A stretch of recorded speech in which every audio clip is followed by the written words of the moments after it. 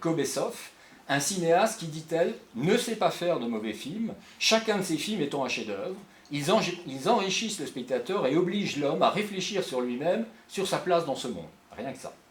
Au moment où elle invite le héros de la soirée à la rejoindre dans la salle, sous les applaudissements du public, la scène est brusquement interrompue. Et on retrouve Amir, au lit, se réveillant, comme pris en flagrant délit de rêve narcissique. Près d'une heure plus loin, sur la route, de nuit, alors qu'Amir est embourbé dans une mare avec sa voiture et qu'il s'y endort, le rêve reprend exactement là où il s'était arrêté. Saluant le public, Amir récuse le propos élogieux de la directrice de la salle en refusant de parler de son film comme d'un chef-d'œuvre. Son discours introductif porte alors sur la subjectivité du public et son droit à la critique, plus généralement sur la subjectivité en matière d'art, qu'il oppose à l'objectivité de la science. Rappelons au passage qu'Omir Baef a une formation de mathématicien et qu'il fait souvent référence à la science dans ses films comme dans ses entretiens. Amir estime, en conclusion de son discours, qu'il exerce la plus cruelle des professions et que le reste relève de Dieu. Avant de recevoir quelques bouquets de fleurs, d'admiratrices, et, on le voit ici, et de s'installer au fond de la salle. C'est là où le rêve devient cauchemar, puisqu'il découvre, horrifié, que ce n'est pas son film qui est lancé, mais un film chinois de kung-fu, dont le titre est cette fois révélé, vous le voyez ici, un film de 1983 de Cha Soon. Amir se précipite alors dans la cabine du projectionniste, qui s'excuse d'avoir mélangé les bobines, erreur qu'il se propose de résoudre immédiatement. L'incident ne s'arrête pourtant pas là, puisque sur le chemin du retour vers la salle, il croise la directrice qui lui annonce que le public appréciant le début du film chinois, elle a décidé de ne pas interrompre la projection et donc d'annuler la projection de son film, de son chef-d'œuvre. Amir le constate par lui-même en jetant un regard dans la salle, puis, se réfugiant dans les toilettes, sort un pistolet qu'il positionne sur sa tempe, avant d'être interrompu par 4 femmes s'offusquant de voir un homme dans les toilettes des femmes. Comme pour la première partie du rêve, un cut nous ramène à Amir, endormi, se réveillant cette fois dans sa voiture. Alors, pleine d'ironie et non dénuée d'humour, ces deux scènes d'un même rêve-cauchemar jouent avec excès sur la révérence envers un cinéaste dont on exagère les qualités, et l'irrévérence envers ce même cinéaste dès lors que l'on prend en considération le goût du public. L'imaginaire du cinéma, convoqué par les deux scènes, repose donc clairement sur la dichotomie entre cinéma d'auteur et cinéma de genre, entre cinéma à vocation artistique et cinéma de divertissement. Cette dichotomie était d'ailleurs annoncée sous la forme d'un conflit familial et générationnel dans le premier flashback du film, peu après le départ en voiture. On y découvre le fils d'Amir regardant un film de kung-fu à la télé, suscitant l'agacement de son père, qui s'empare de la télécommande pour lui imposer un documentaire sur Dostoïevski. Notez que la vengeance du film sera terrible, puisqu'il dessinera au feutre une moustache et des lunettes sur un portrait de Dostoïevski figurant dans un livre de son père. Alors, comme annoncé, je voudrais maintenant conclure sur le prologue de l'étudiant. Dans celui-ci, l'étudiant travaille sur le tournage d'un film avec une actrice en vogue. Si on a d'emblée plutôt le sentiment qu'il s'agit du tournage d'une publicité, un clap indique bien qu'il s'agit de la 8e prise du plan 27 de la scène 8. L'actrice attire en tout cas tous les regards, elle attire tous les regards énamourés des jeunes garçons de l'équipe qui peuvent ici s'adonner volontiers une forme de voyeurisme avant que le réalisateur ne mette un terme à la prise et annonce une pause. Ce réalisateur, il est joué par Omir Baef, mais il emprunte son nom à son assistant sur le film La Route, devenu entre-temps réalisateur, Nariman Touré-Baef. Durant cette pause, 2 événements croisés vont marquer une forme d'irrévérence envers une certaine conception du cinéma incarnée par Omir Baef et non plus son personnage.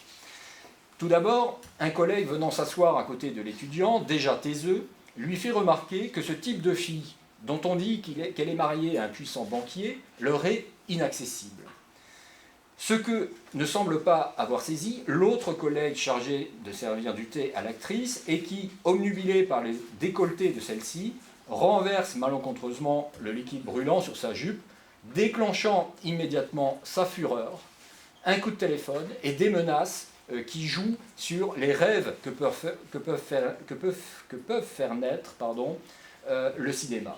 Je vais te faire voir du cinéma plus cool qu'à Hollywood, lui promet-elle. Le coup de fil était pour son mari, qui débarque peu après, dans son 4x4 rutilant, et ordonne à ses 2 gardes du corps de corriger l'infortuné jeune homme. Là aussi, l'acte violent se joue hors champ, dans les toilettes, avant que la jeune équipe, dont l'étudiant, ne constate les dégâts. La scène se clôt sur le regard plein de haine de l'étudiant vers le véhicule du banquier quittant les lieux, puis vers la caméra. Un regard annonciateur d'une réaction devant cette démonstration de force, révélant le règne de la loi du plus fort. Et c'est bien là un des nombreux signes du mauvais temps régnant dans le présent post-communiste du Kazakhstan, et je reprends là, vous l'aurez reconnu, le très beau titre de la communication de Victor qui suivra la mienne. Entre-temps, une jeune journaliste présente depuis le début de la scène s'est glissée auprès du réalisateur pour une interview. Non intimidée, irrévérencieuse, elle lui dit d'emblée qu'elle a lu son scénario, confirmant au passage qu'on vient bien d'assister au tournage d'un film de fiction et non d'une publicité, et qu'elle le trouve trop léger et superficiel. Elle poursuit « Vous croyez vraiment que les jeunes d'aujourd'hui ont une vie facile et insouciante, qu'ils ne s'intéressent à rien de sérieux et n'ont pas de problème ?» Après un détour par le service du thé à l'actrice, Tourebaev répond, sans un regard pour son interlocutrice, « Pourquoi porter ces problèmes à l'écran? Il y en a assez dans la vie. » Et de poursuivre, « J'estime que le cinéma, c'est pour se reposer et prendre du plaisir. » Avant que l'incident du thé ne vienne mettre un terme à une interview qui dit bien toute la déliquescence du cinéma kazakh et explique sans doute, pour partie, il nous le dira peut-être, qu'Omirbaev réalisera son long métrage suivant, comme celui que nous verrons cet après-midi, 10 ans après celui-ci. Une toute dernière chose, à l'autre bout du film, l'étudiant commet un double meurtre. Sitôt l'irréparable commis, seul son attrait pour une jeune femme le sort de sa léthargie, de l'attente qu'on vienne l'arrêter. Et puisque la police ne vient pas à lui, il ira à elle, offrant à Omirbaev l'opportunité d'un final des plus bressoniens. Reprenant ouvertement celui de Pickpocket avec la visite de la jeune femme au pénitencier où l'étudiant est incarcéré, ils restent muets tous les deux, mais la fameuse phrase de Michel, le personnage de Bresson, revient inexorablement en tête. « Oh, Jeanne, pour aller jusqu'à toi, quel drôle de chemin il m'a fallu prendre. » Merci de votre attention.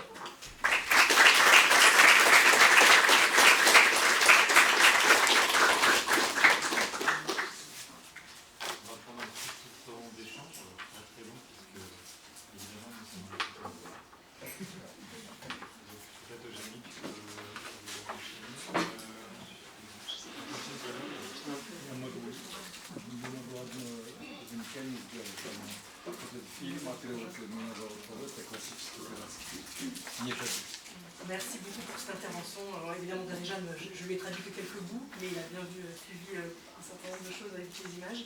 Petite remarque, je m'appelle Koja, c'est un grand film kazakh, c'est pas tadjik.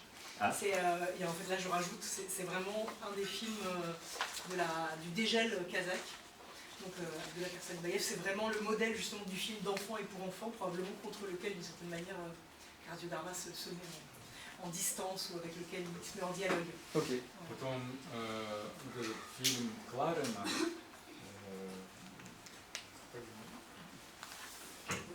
мы сперва хотели сделать там кусочек из фильма Герцога, но этот фильм Кларена, он нам больше понравился. Когда мы поехали в Белые столбы, посмотрели этот фильм латвийский, вот этот фильм Кларена, он ГДР снят. Он нам больше понравился, поэтому мы от Герцога фильма отказались и взяли. Et alors ça c'est une information intéressante sur le film Wojciech. Initialement, ils avaient prévu d'utiliser le film d'Herzog. Et avec l'équipe, ils sont allés à Bielefeld Stalby, c'est vraiment l'endroit où se trouvent en fait toutes les archives de Gosfilmofond, donc en Russie, où il y a vraiment, c'est la grande archive centrale. Et ils ont regardé le film d'Herzog et celui-ci, qui est donc une production de l'Allemagne de l'Est. Et finalement, ils ont trouvé que ce film était beaucoup plus, leur a plus plu, donc plus cinématographique, donc ils ont changé d'avis et décidé d'utiliser ce celui-ci. Dans tous les cas, Из Войцека я еще взял одну фразу, которую читает кассир, который продает билеты на игральные автоматы. Фраза звучит вот так. Каждый человек пропасть, глянешь, голова закружится. Это я взял из Войцека. Et en fait, это в том же фильме, да? Нет, это из пьесы. Это же Ну, пьеса. в смысле, в том же фильме. В Кайрате. Кайрате. Я туда включил. Dans Kairat, il y a une autre en fait, référence à Wojciech. C'est le caissier qui fait entrer dans la salle des machines à jeu, qui dit quand tu regardes dedans, l'âme humaine est un abîme, quand tu regardes dedans, ta tête te tourne. En fait, c'est une citation de la pièce. А вообще, мне кажется, самый лучший Войцек — это фильм, который снят в ФРГ, в Западной Германии. По-моему, в 80-х годах. Там Войцек, он рабочий в каком-то предприятии. Это, мне кажется, самый лучший Войцек. К сожалению, я не запомнил режиссера. Et il y a une autre adaptation de Wojciech au cinéma qui serait des années 80 et produit en Allemagne de l'Ouest pour le coup, où Wojciech est un ouvrier dans le film, et donc là il ne se souvient pas du réalisateur, mais pour lui c'est la meilleure version. d'accord. Хотя Войцек — это же пьеса, но вот еще Бергман заметил, что это великолепный готовый сценарий. Очень киногеничная эта пьеса. Oui, donc c'est une pièce de théâtre initialement, mais Bergman avait déjà dit que c'était un parfait modèle, enfin base de travail pour un film. En tout cas, la presse française est tombée dans le panneau en disant qu'il s'agissait de la version d'Herzog. C'est ça. Oui, что французская пресса, когда я писала про ваш фильм, они писали, что это отрывок из Херцога. Нет, То есть вот это он определил, что это они были неправы. Да, мы хотели Херцога. Херцога фильм цветной, а этот фильм черно-белый. Oui, Herzog c'est en couleur et ça c'est en noir et blanc. Et est-ce qu'il a filmé un téléviseur là? Parce qu'il y a un bord arrondi qui... Когда вы снимали по-настоящему с экрана телевизора, потому что как бы это в кино, но такое ощущение, что это скорее экран телевизора, потому что немножечко округляется края. Точно.